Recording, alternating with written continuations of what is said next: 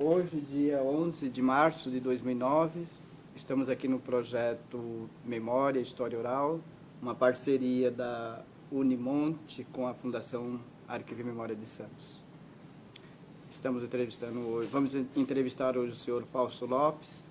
Boa tarde. Boa tarde, Dionísio. Boa tarde, O senhor Betão, poderia dizer Rafa. o seu nome, data de nascimento, seus pais, avós? Bom, eu me chamo Fausto Lopes Filho, nasci no dia 12 de setembro de 1953, na rua João Guerra com a Batista Pereira, no Macuco. Mas em agosto de 1954 eu fui morar no Jardim Santa Maria, precisamente na Maestro Antônio Garófalo, número 109. E, de boa lembrança, tive uma infância fantástica, uma infância onde tudo era motivo de muitas brincadeiras, espaços enormes para que uma criança pudesse realmente brincar bastante. Isso, fala da sua infância, falar dos seus pais, Tá. criação, o que eles faziam, trabalhavam em quê, Tá. se eles são de Santos, não vieram, de onde vieram. Olha, meu pai era funcionário público, trabalhava na Câmara Municipal como contínuo. Minha mãe era dona de casa, dona Odete. 2 lutadores, porque salário de funcionário público hoje já é achatado. Naquela época era uma folha de papel. Era muito ruim naquela época mesmo, porque eu lembro que papai e a mamãe tinham que se desdobrar em outras atividades para que o orçamento da nossa casa desse para pagar as contas e sustentar os filhos, enfim, para viver uma vida normal. Eles eram natural de Santos ou vieram? Meu pai veio de Araraquara, minha mãe veio de Lins. Eu tenho um irmão mais velho, Norberto, que hoje está com 60 anos, inclusive faz 60 anos agora no dia 15 de março. Tenho uma irmã chamada Rita, que tem 45 anos de idade, minha princesinha. Ela nasceu quando eu tinha 10 e eu tinha uns ciúmes dela, louco, mas em 2 dias de mimo dela, em casa, eu já me apaixonei e aí a irmãzinha do coração. E aí a gente ia tocando a vida, né? Ou a gente fala, quando eu recebi esse convite, aí eu comecei a dar uma viajada no tempo e foi muito bom.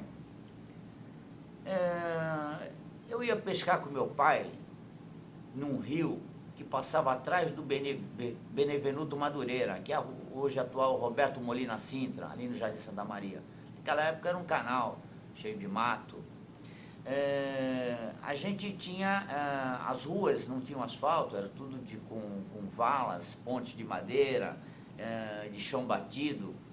E as crianças brincavam muito, era bola, era peão, era bola de gude. A prefeitura, de tempos em tempos, levava caminhões e caminhões de areia de praia para aterrar aquelas ruas, para melhorar o ambiente daquelas ruas.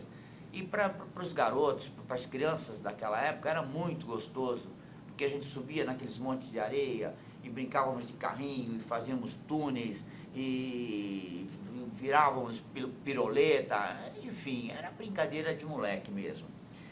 E eu como naquela época, já perto já dos 10 anos, o meu irmão com 15, então, ele era muito empreendedor, né? Muito empreendedor, e ele sempre via lá na frente. E aí combinou-se de, vamos vender alguma coisa, vamos vender verdura no bairro.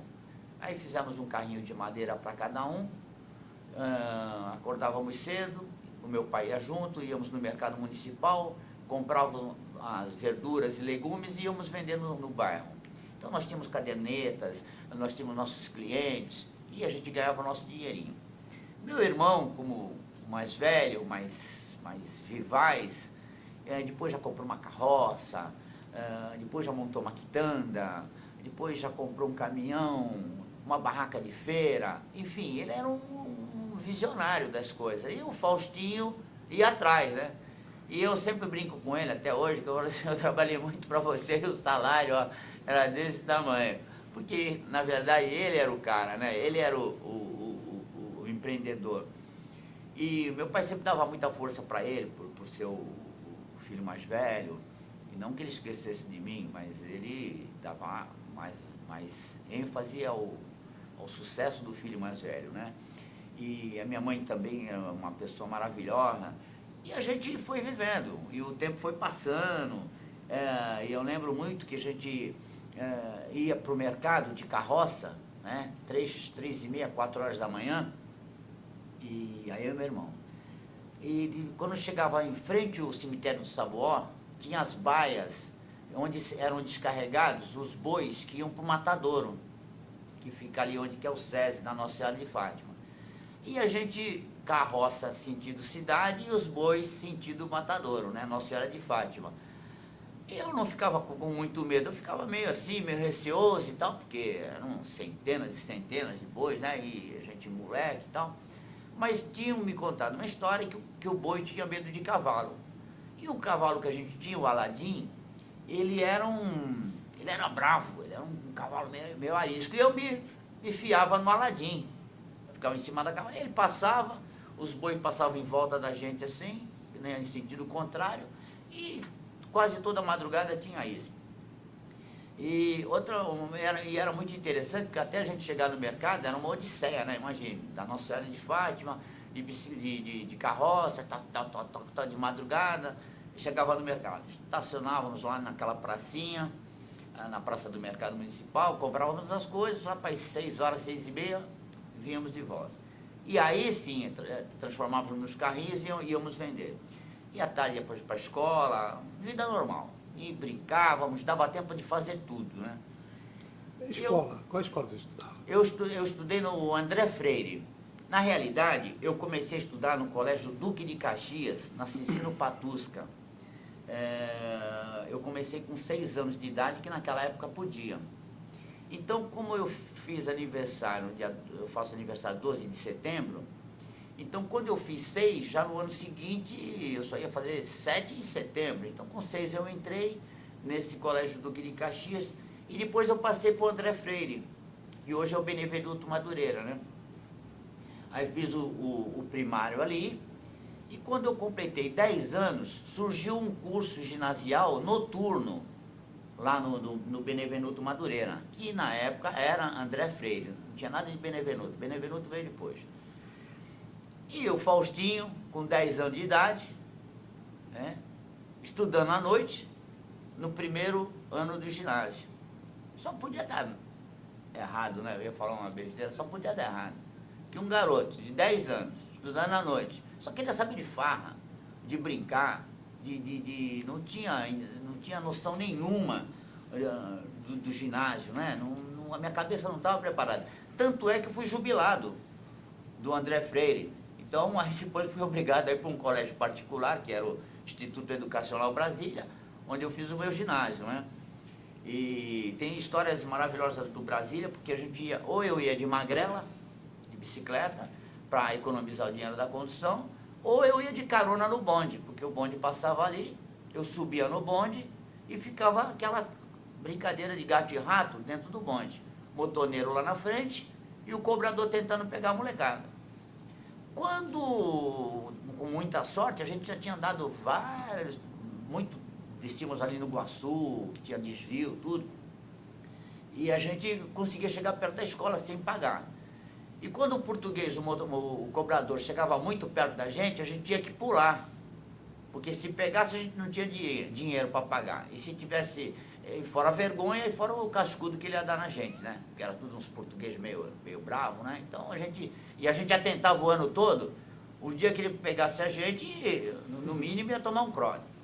Então quando ele chegava muito perto que não tinha para onde correr, tinha que pular, ou a 10 por hora, ou a 30, ou 50 por hora, tinha que pular, porque senão o português catava a gente. Ah, amiguinho, quando o pé batia certo no chão, beleza, você caía e estava tudo tranquilo. Quando o pé batia errado, o fichário ia para lá do outro lado, você dava 3 piroletas, você arranhava tudo e ficava com aquela cara de pastel, né? O cara que toma um tombo daquele sempre ficava com cara de pastel. E ali no Brasília eu completei lá o meu ginásio e aí vim fazer o colegial no Coelho Neto, na Conselheiro Neves, e fiz o colegial, depois fui para a Faculdade Católica de Comunicações, onde que eu fiz jornalismo. Mas daí eu já estava moço, já estava casado, inclusive. Eu tenho um filho hoje, advogado, o Daniel. Tenho uma filha, a Daniele, que se forma em odontologia esse ano. E 2 filhos maravilhosos. Lá em casa todo mundo gosta de cachorro, então temos 3 cachorros. De vez em quando aparece lá um abandonado, a gente pega também. E depois a gente leva para doação. E essa foi a vida da gente em função disso. Mas olha, fala do Bonde 1. Mas eu queria falar primeiro da Zona Noroeste em si. Quando juntava aquela molecada, a molecada que eu digo era 9, 10, 11, 12 anos, 13 anos, o que a gente se divertia? Porque nós temos muito espaço, né? Espaço territorial, e tinha muita coisa para se fazer. E a gente ia tomar banho lá na prainha do Ilhéu, no Morro de Ilhéu, onde hoje é o Ilhéu Baixo do lado de cá, do outro lado do morro é a prainha. A gente subia pelo zigue-zague, onde é a bica, né? E depois íamos até a torre, descíamos, chegávamos na prainha, atravessávamos a nado até o Jardim São Manuel e voltávamos. Só que tinha um porém, tinha o Zé Ilhéu, o dono do canavial, que andava com uma espingarda com cartucho de sal. E se ele pegasse a gente, era sal no bumbum, não tinha jeito, né? E a gente tinha medo, então era assim uma coisa de guerra. E subia e tal, mas de vez em quando dava de cara com o português, que ele saia do meio do canavial, ô pegar! E aí, ó, meu amigo, a gente subia no zigue-zague, mas quando a gente descia, não tinha nem zigue nem zague, era reto, vum, entendeu? Morro abaixo lá e, pô, chegava todo mundo arrebentado. Mas quando dava para fazer essa odisseia aí, a gente descia, atravessava a nado até o Jardim São Manuel, dávamos um tempo lá, que naquela época a travessia dava uns 150 metros, perto de 200 metros. Hoje, se der 30, deve ser muito, entendeu? Então, esperávamos um pouco, descansávamos e voltávamos. Aí a gente vinha pela Jovelino de Melo e sempre foi brincadeira, sempre foi a nossa vida ali. Tinha a outra coisa interessante, que ali tinha a Ponte do Lixo. Como que era o bairro assim? Descreve o bairro, assim, mais ou menos. Olha, durante muito tempo o Horto Municipal era só murado.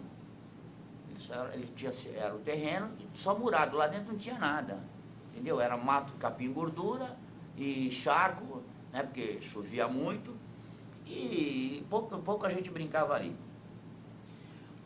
As casas normais, todo mundo tranquilo, todo mundo se conhecia, porque era muito doqueiro, estivador. Muita gente que do Macuco, do Marapé, muita gente que descobriu a Zona Noroeste naquela época. Então, quando se fala, tem muito nordestino, e realmente tem, é uma mistura fantástica, porque lá tem tudo. Mas é um povo maravilhoso, é um povo muito legal.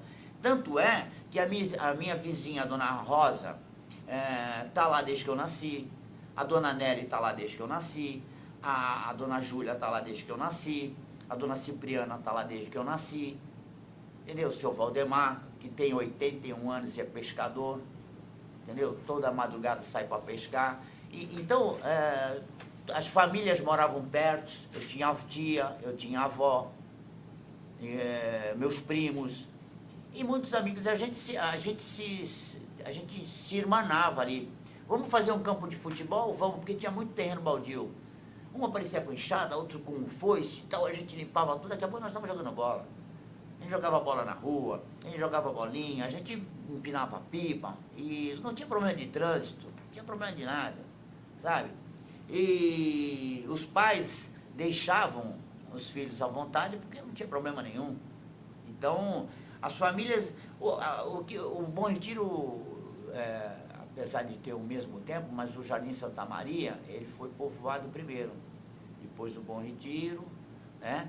Depois o lado da Jovelino de Melo, Santa Maria e Bom Retiro, que é ali perto do 5º Distrito, e a Areia Branca, que começou em 1950, que quando veio o problema dos morros, né?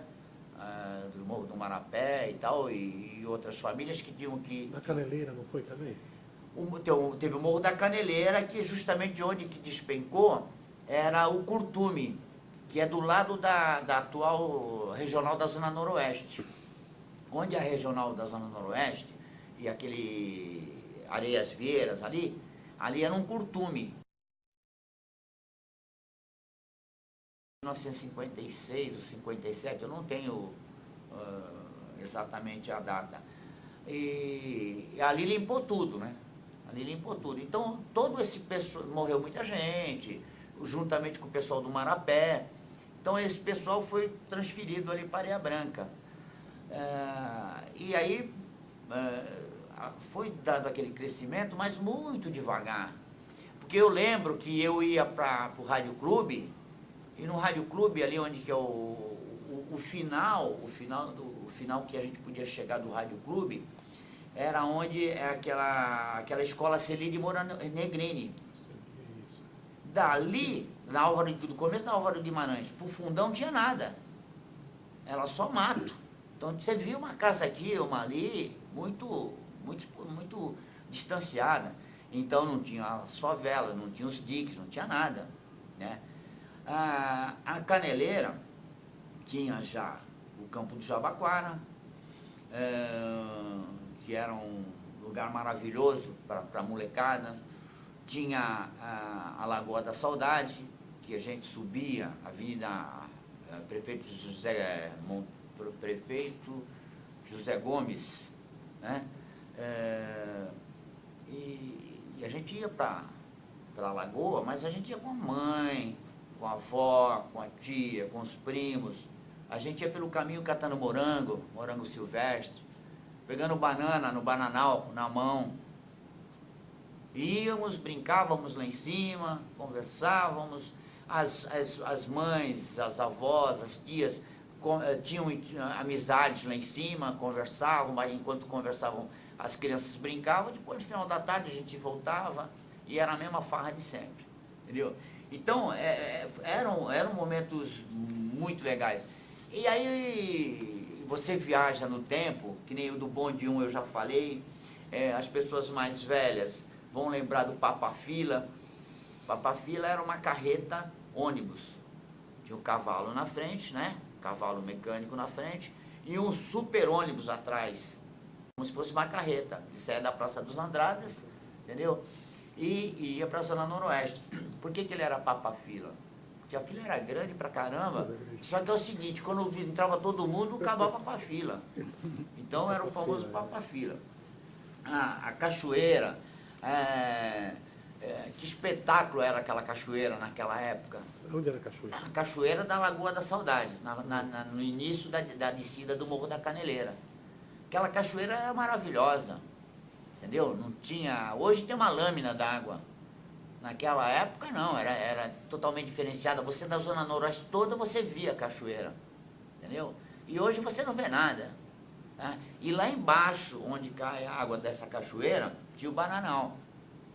E nesse Bananal tinha como se fosse canais de passagem dessa água, que o português na época, lá o Ilhéu, do Bananal, já muito inteligentemente fez canais de irrigação. E lá a gente catava muita traíra, peixe traíra.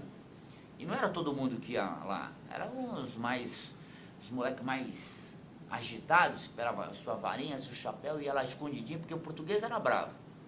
Os cachorros do português eram mais bravos ainda. Então ia todo mundo quietinho para pescar e sair quietinho para não ter problema, né? É um lugar... Olha, tem uma passagem que o engenho do Erasmo era ali perto? O engenho dos Erasmo, o Beto, é uma coisa bem fascinante, porque um moleque de 10, 11 anos, você entra num lugar desconhecido, ermo, cheio de história, toda a atenção é pouca, né? E a gente ia lá, ficava uns 4, 5 moleques, vamos. E nós chegávamos lá, porque tinha um senhor que tomava conta lá. Ele devia ser funcionário de algum instituto, ou de uma prefeitura, ou do estado. A gente não lembra, eu não lembro, entendeu? Mas tinha um senhor que tomava conta lá. Mas ele não ficava 24 horas lá. E qual era a nossa intenção em ir no Engenho dos Heráclitos? Porque lá tem um tipo de um bacião, tipo de uma piscina redonda, que era a captação de águas que vinha da bica do morro. Então eles captavam a água no morro e jogavam naquele reservatório, que era para atender a casa, para atender os animais, para atender, que eu imagino naquela época. E para a molecada era o quê? Uma piscina, né? Não tinha... A molecada era piscina. A gente, um calor desses que tem dado agora, a gente, vamos brincar. Então, de vez em quando aparecia o homem lá, e a molecada, ó, porque a gente conhecia todo aquele morro. Nós subíamos pelo Morro da Nova Sintra e saímos na Vila Votoruá, onde é o Carrefour, por cima do morro. Tinha picada, ainda tem, deve ter. Que agora eu estou mais velho, não vou fazer isso, porque não tenho mais pique para isso. Mas a molecada, e era filho, lembra aquela brincadeira, que o que um fizer, todos fazem? Então sempre tinha um maluco na frente com um montão de maluco atrás. E a gente subia, ia para lá na Voturá e voltávamos. Era muito legal aquilo lá. Aí tinha a pedreira da Caneleira, que era dos Passarelli. Essa pedreira tinha ali era um piscinão, mas não era um piscinão para se tomar banho. Era um reservatório de águas para a lavagem das pedras. Tirava-se a água dali para lavar pedra, para não fazer muita poeira, era alguma coisa nesse sentido. A molecada não queria saber, tinha guarda numa ponta, guarda na outra, funcionário na outra, nós entrávamos sorrateiramente, pulávamos na piscina, brincávamos um montão de tempo. Quando eles se ligavam que a molecada estava lá dentro, quantas vezes a polícia chegou para pegar a gente? Aí já era polícia, aí já era RPzinha, porque a gente já não era mais criancinha, já éramos rapazes. Um dia foi uns 20 presos, mas preso para tomar mais bronca do que... Mas os pais ficavam sabendo, viu? Olha, uma coisa que eu me lembro até hoje, na Via Anchieta, tinha o posto da rodoviária, mais ou menos perto ali um pouquinho antes do Jardim São Manuel. Tinha um posto da Polícia Rodoviária. E ali era Vila Lemoa. O que aconteceu? Lá tinha um sítio que só tinha goiabeira e bananeira. E catar goiaba ali era a coisa mais fácil do mundo. Porque quando era tempo de goiaba, os pés ficavam carregados e a gente íamos em 4 ou 6, 3 embaixo, 3 em cima, né?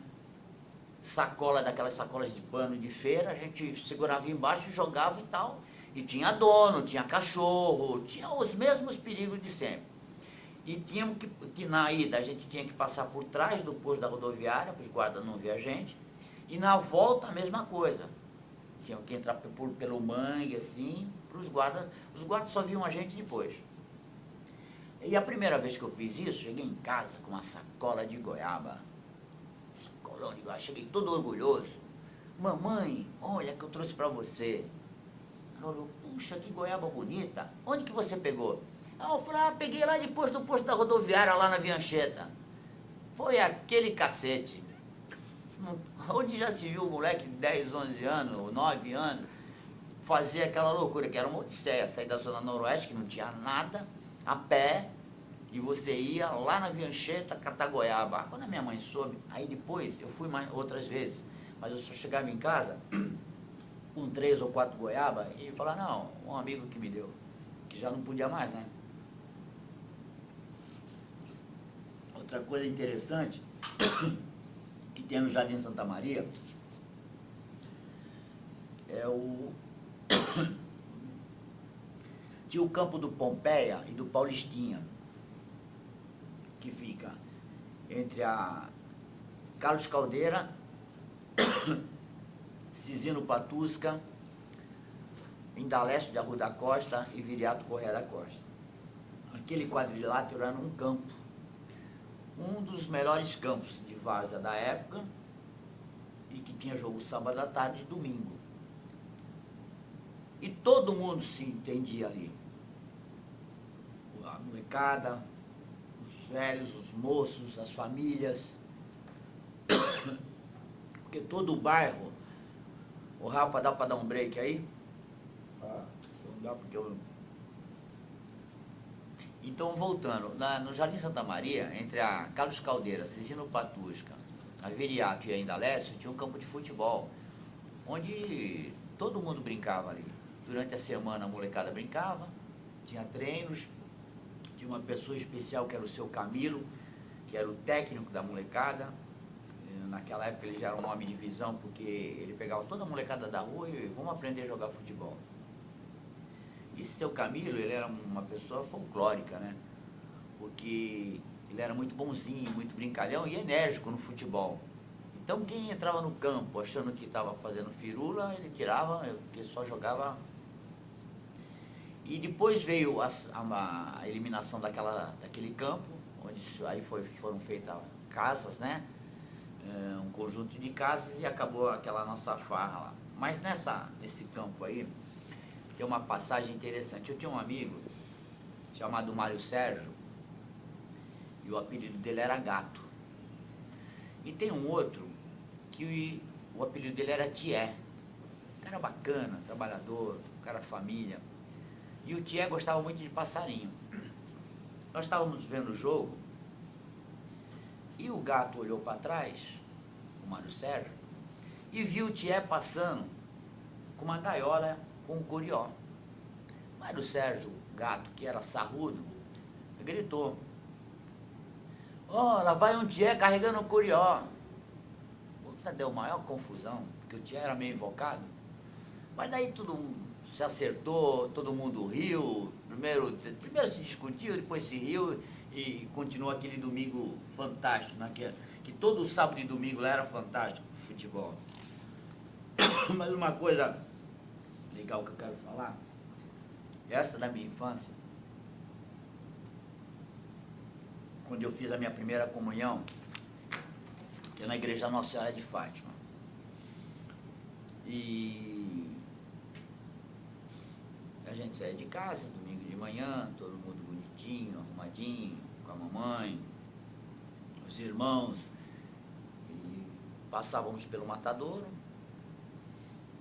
Tinha um conjunto de casas, de um lado, em frente ao matadouro, o atual SESI, tinha um bar chamado A Bodeguinha, que atendia todos os funcionários e moradores dali do Santa Maria, e nós íamos para a igreja.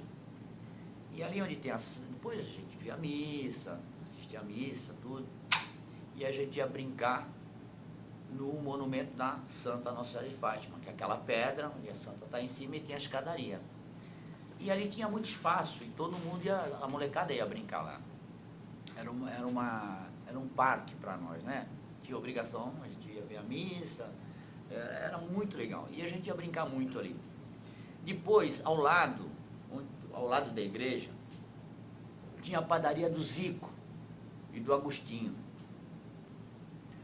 O Zico, um cara boa pinta, o Agostinho, um cara bacana, ele tinha um defeito na perna, mas ele, um cara super especial.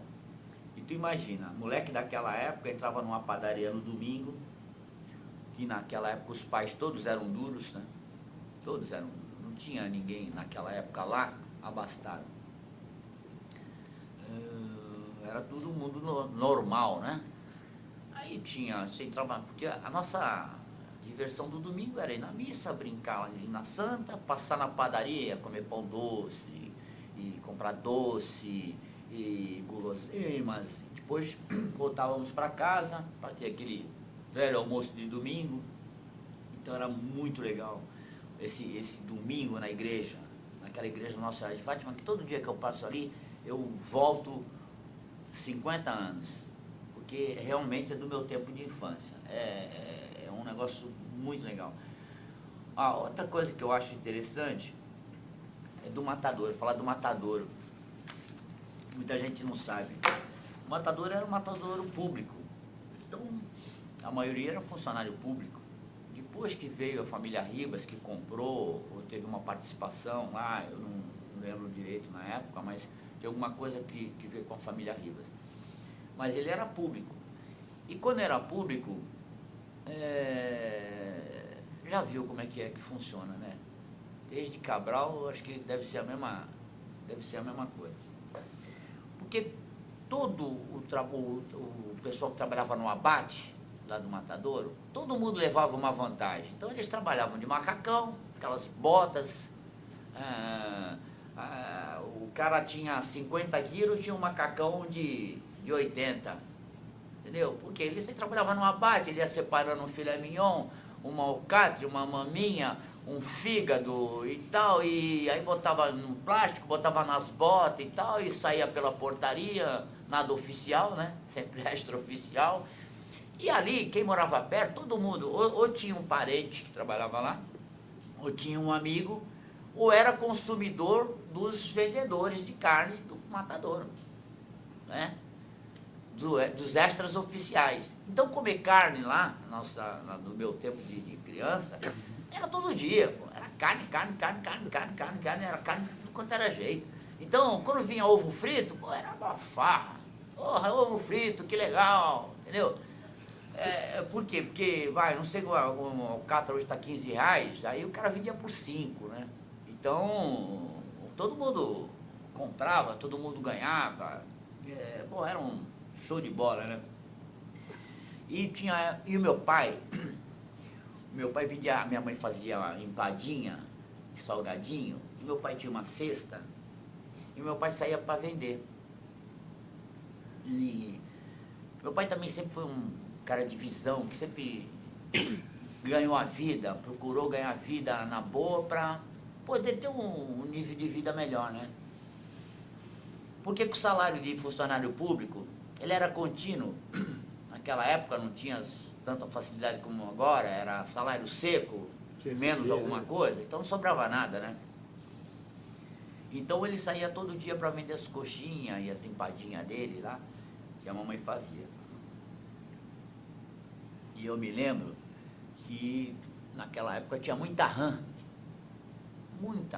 na zona noroeste. E meu pai já comprava a rã de todo mundo, da molecada. Olha, cada rã e tal, cada dúzia eu pago tanto e tal. Meu pai comprava, limpava, armazenava e vendia nos restaurantes da cidade.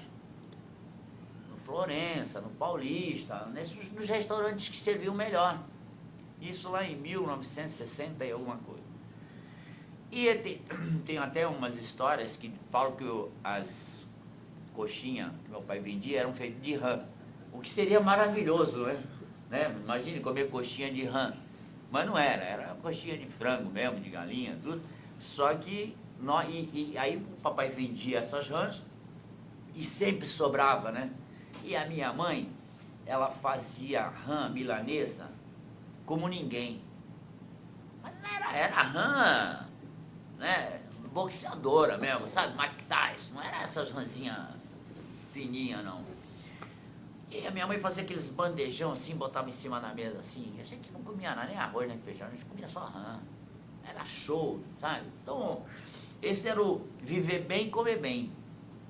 E lógico que eu sempre fui um garoto que quando chegava da escola, eu almoçava, daqui meia hora, uma hora, eu estava comendo 2, 3 bananas nanica, com aveia, com açúcar, e depois ia para a rua e só voltava às 7 horas, entendeu? Até meu pai chegar. Porque meu pai era assim, pessoa maravilhosa, mas se saísse da linha, amigo, corre que o bicho vai pegar, entendeu? Então a gente já sabia, né?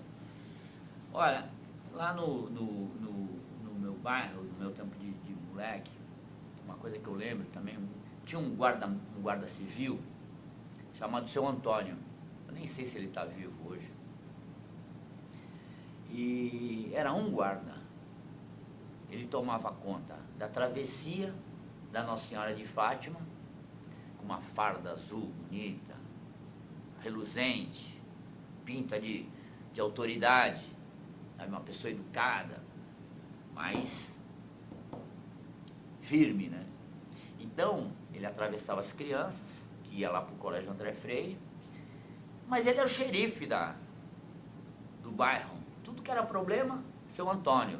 Não tinha paz, né? Porque sempre tinha marido com mulher que brigava, alguém que ficava doente, pegaram o ladrão roubando galinha. Então era o Seu Antônio tomava conta de tudo.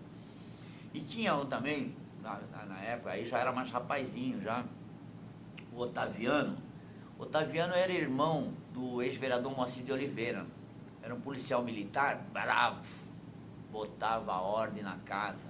Ele era mesmo um cara criado para aquilo, né? Para ser policial militar mesmo. E porque a gente fala, naquela época, eu lembro tranquilamente, as pessoas que tinham algum desvio de conduta, de delinquência, se contava nos dedos. Betão sabe disso, não é, Betão? Nos bairros, cada bairro tem uma ideia do seu convívio. Então era um aqui, outro ali e outro lá. Eram 3, então a gente sabia quem era, né? É diferente de hoje. Hoje tu não sabe quem é quem. Hoje unificou tudo. Ninguém sabe mais nada. Então era legal isso, porque onde está fulano? Está lá, então vamos para lá. Você tinha opções, entendeu? Então chegava o seu ponto de uma RP, um Fusquinha, tomava conta da Zona Noroeste toda. Entendeu? Hoje 2 batalhões não conseguem tomar conta, né?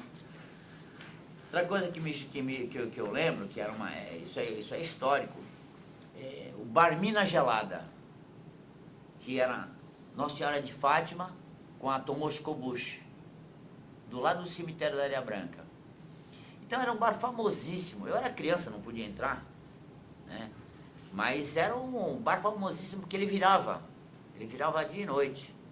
Então, naquela época que os estivadores ganhavam muita grana, doqueiro, então o bicho pegava lá. Porque sabe como é que é, né? Homem com dinheiro atrai tudo que é de bom e de ruim, né? Misturado com bebida, naquela época era só bebida, entendeu? Então, era um bar famosíssimo.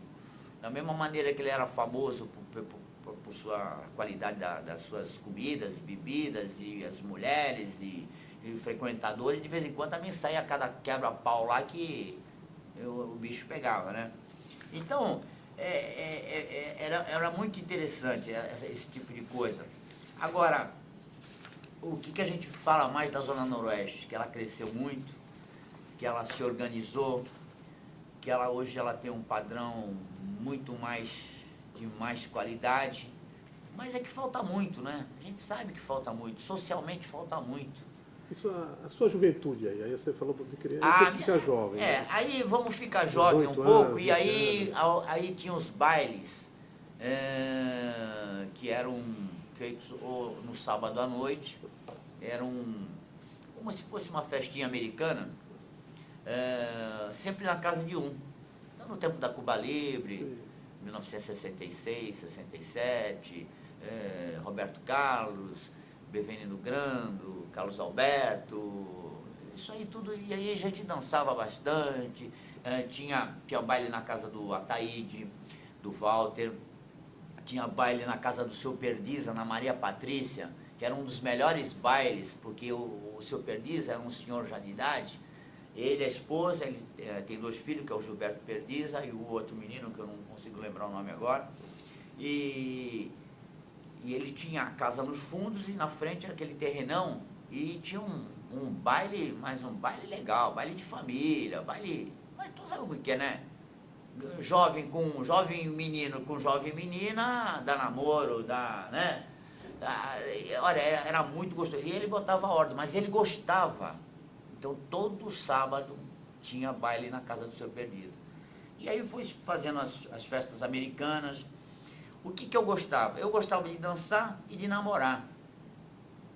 E estudar não gostava muito não, viu? Eu nunca fui muito chegado não. Eu gosto muito de ler, eu gosto de prestar atenção. Tanto é que eu fiz faculdade de jornalismo, eu fiz faculdade prestando atenção, sabe? Eu sempre fui uma pessoa muito ligada. Isso eu sou, mas assim, fiz o que eu tinha que fazer, pronto, em matéria de estudos, sabe? Eu não era persistente, eu queria passei e tal. Tanto é que hoje eu sou jornalista, estou formado há quase 30 anos, Eu podia ter ter escrito livros, eu podia ter feito tanta coisa, mas a minha área sempre foi construção civil. Então eu fiz jornalismo porque gostava e ao mesmo tempo vivia da construção civil porque era meu ganha-pão, né? Então, depois eu entrei na política, né? Fiquei 12 anos de vereador, 3 mandatos. Como você entra na política? Isso é uma vontade. Uma das vontades que eu tive foi quando eu já tinha vontade de ser jornalista. Porque a visão da vida, a visão social, sociológica, ela te abre a mente daquilo que você pensa que pode fazer ou daquilo que você pensa que pode resolver. E eu, quando fiz a faculdade de jornalismo, a faculdade me abriu o horizonte, ela me abriu a vida. Que ano você faz a faculdade? Eu saí da faculdade em 82. Saí da faculdade em 82. Aí eu trabalhei 9 meses na tribuna, mas aí também não me adaptei, porque eu sempre fui da construção civil. Aí fui trabalhar na União Carbide.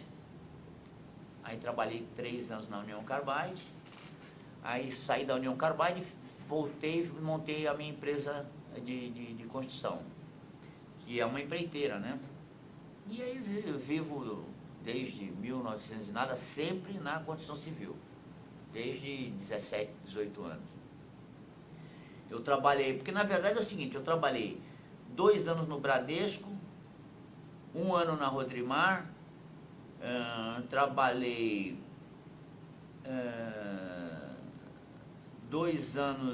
3 anos na União Carbide e sempre trabalhei por minha conta, entendeu? Então, eu sempre tive as minhas firmas, sempre me dediquei para aquilo que eu gostava. Mas o jornalismo era para abrir a cabeça, né? E para mim foi importantíssimo, uma visão de mundo diferenciada, tanto que a gente sabe que cada dia a gente aprende alguma coisa, né?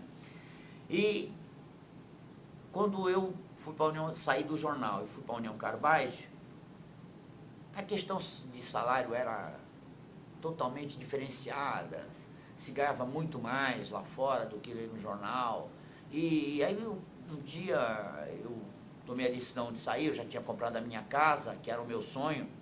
Não, vou comprar minha casa, e aí comprei a casa e tal, e teve um corte na União Carbide, eu falei, me põe nesse corte aí que eu quero ir embora. Aí me colocaram, eu fui, e com a indenização, peguei a indenização, dei para a dona Vilma, que é a minha esposa, com quem eu estou casado há 31 anos, que é minha companheira, minha parceira maravilhosa, que é supervisora lá na Secretaria de Educação do município, e montei a minha firma e voltei para o ambiente de trabalho que eu gostava. E estou até hoje. Mas daí no meio do caminho... política. Isso, no meio do caminho, falei, vou tentar a vereança. E quem me chamou para a vereança foi o Moacir de Oliveira. Ele não me chamou para a vereança, ele falou assim, pô, você não quer me ajudar? Eu falei, Moacir, eu até te ajudo. Eu gostava muito dele, o cara tá vivo ainda, um cara muito legal pra caramba. Mas eu não sei ainda. Ele falou, pô, por que você quer ser candidato? Eu falei, por quê? Dá tempo? Ele falou, dá. Então vamos lá. Fiz a ficha na época no PTB e fui candidato. Era PTB naquela época? O Moacir era PTB. Ele era do PCdoB. PCB, mas... PMDB. Não, mas daí ele já passou direto pro... Não, primeiro ele deve ter sido PMDB. Depois PCB e depois ele foi pro PTB. Aí foi em 1988 isso, que foi minha primeira candidatura. Aí não deu certo. Tive lá 503 ou 508 votos, foi uma experiência e tal. Aí em 92 eu me preparei, trabalhando, tudo e tal, mas daí eu já me preparei e fui o primeiro suplente do PMDB. E logo de cara, porque eu sou uma pessoa fácil de comunicação com as pessoas, eu me dou com todo mundo, eu gosto de todo mundo, para mim tá tudo bem, estou feliz e quero que esteja todo mundo feliz. Esse é meu lema, né? E eu fiz muita amizade com o Noé de Carvalho, com o Mantovani, e com o Rivaldo Justo. E como eles gostaram de mim, o Noé de Carvalho me chamou, logo no primeiro mês, comecinho de fevereiro de 93, falou, ó, eu vou dar uma saída que eu vou fazer uma operação na vista, fica no meu lugar. Aí eu assumi. Assumi e fui ficando, porque ele ficou mais um mês, ficou mais outro mês, tratamento de saúde. Aí o Mantovani também precisava fazer algum tratamento na época e tal, e foi fazendo e tal, papai. E o tempo foi passando. Aí teve a parada do mês de dezembro e janeiro de 94, né? Não, de 93 para 94.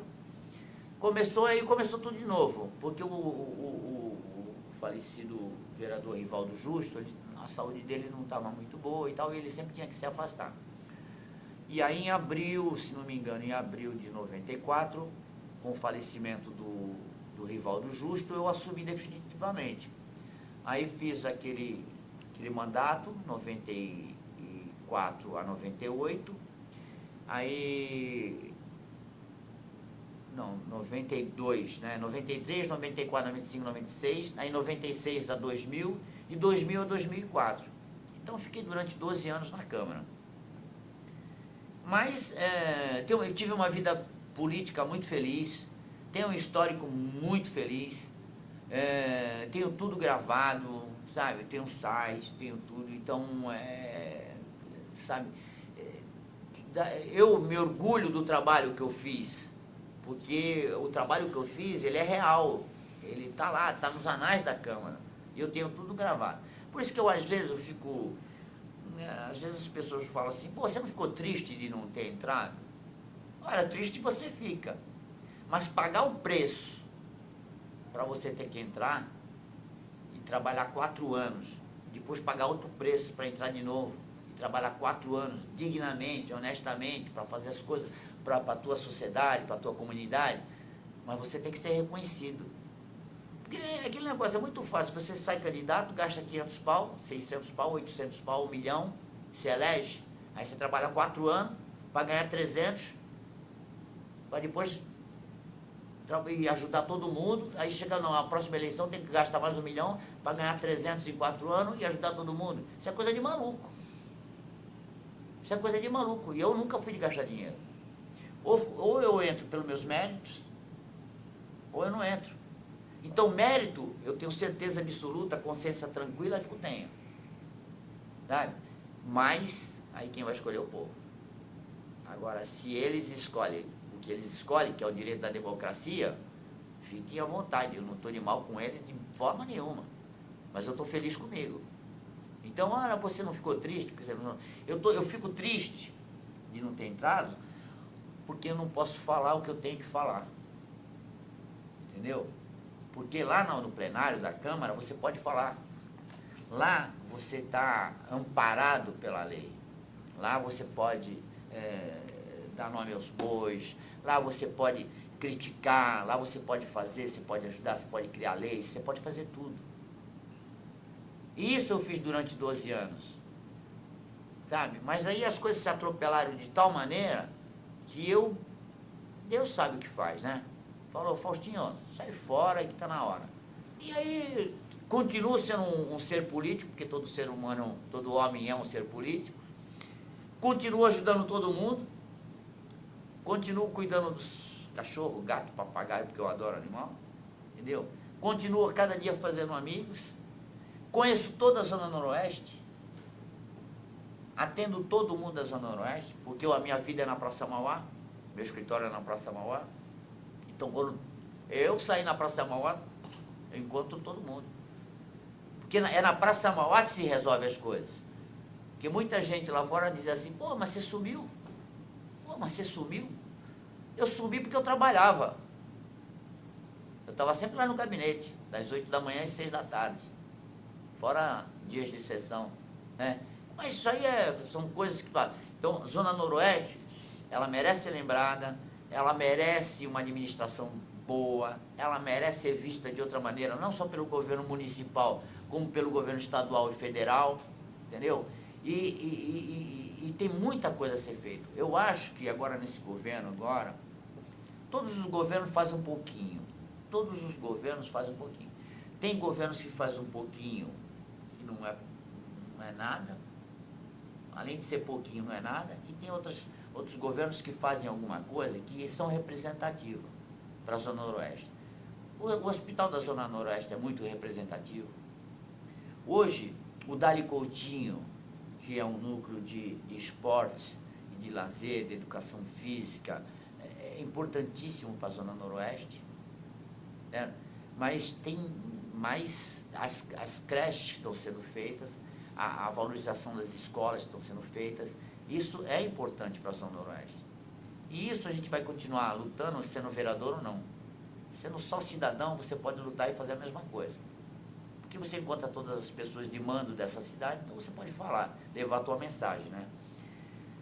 Eu acho que tudo isso que a gente falou aqui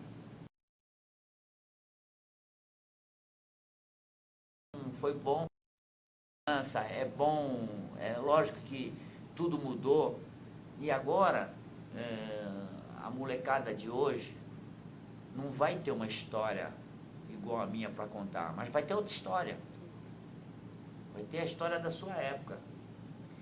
E se o poder administrativo da cidade der chance para essa molecada, criar condições para que essa molecada absorva os ensinamentos que a própria Secretaria de Educação, de Cultura, como esse projeto que está sendo feito aqui, que é importantíssimo, que um dia tem que ser, eu tenho certeza que vai ser levado às escolas, que vai ser mostrado e que vai ser de grande serventia para as pessoas saberem o que é, o que foi, o que era, porque antigamente, você vê, era tudo chão, era tudo vala, era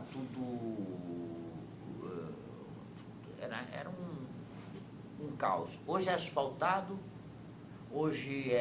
mas nós temos o problema do trânsito, nós temos o problema da poluição, continuamos com o problema da enchente, que era uma coisa que eu queria falar e eu acabei esquecendo, que quando você, naquela época, enchia os bairros, que para os pais era uma catástrofe, né? Era uma coisa ruim, para a molecada era brincadeira, que a gente ia para a rua para brincar, para jogar água um no outro, e aí tinha o pessoal que era mais corajoso, que pegava a cobra d'água, tinha muita cobra d'água, né? E pegava na mão, e aí que começava a farra, porque os corajosos pegavam as cobras na mão, e os medrosos, no qual eu fazia parte, ficava a mula porque eles pegavam a cobra e rodavam e jogavam em cima da gente. Então, essas coisas que hoje ainda nós temos enchente na Zona Noroeste, né? Nós temos um problema dos caminhões da Zona Noroeste que ninguém resolve. Nós temos o excesso de fluxo de carros na Zona Noroeste, de caminhões, principalmente na Nossa Senhora de Fátima, que mesmo com a ajuda da Companhia de Engenharia de Tráfego, é complicadíssimo, que um dia vai ser mexido, porque existe projeto para se passar ali por dentro, na Seu Noro Paiva Magalhães, para atravessar para o outro lado lá, uma passagem de caminhões, enfim, mas o importante é se criar dispositivos para lazer, para educação, para saúde, e mostrar isso para a molecada, e mostrar isso para a rapaziada, e mostrar isso para toda a sociedade, para que eles absorvam.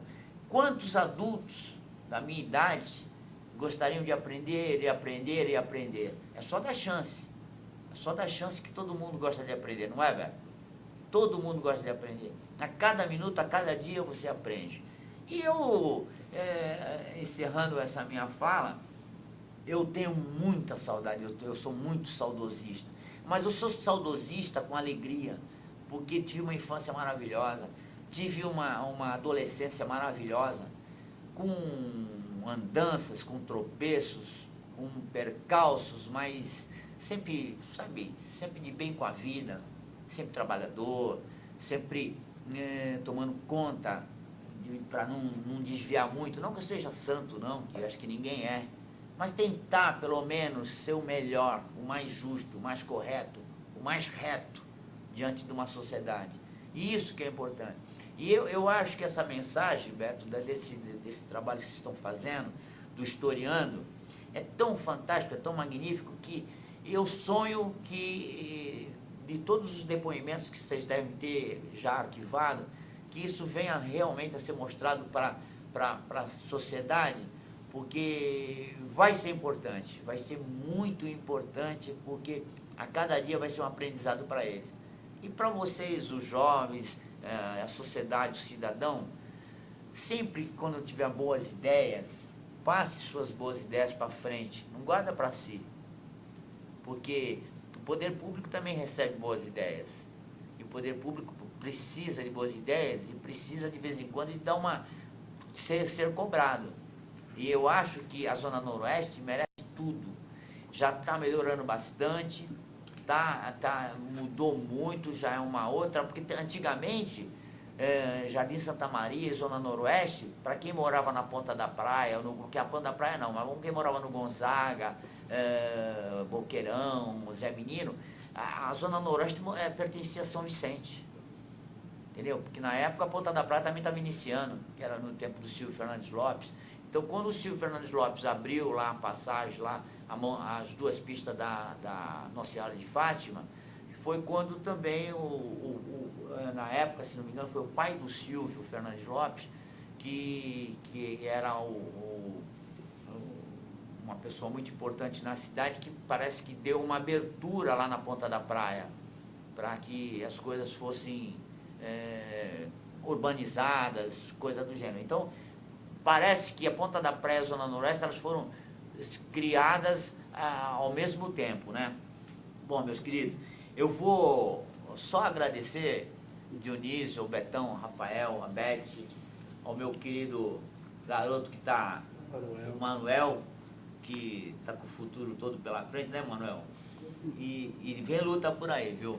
Eu queria agradecer muito, deixar uma mensagem de muito carinho, não só para o pessoal da Zona Noroeste, mas para todo o pessoal de Santos. Porque essa cidade realmente é muito linda e muito importante para todo o estado de São Paulo e para todo o Brasil. Um beijo para todo mundo. Muito obrigado.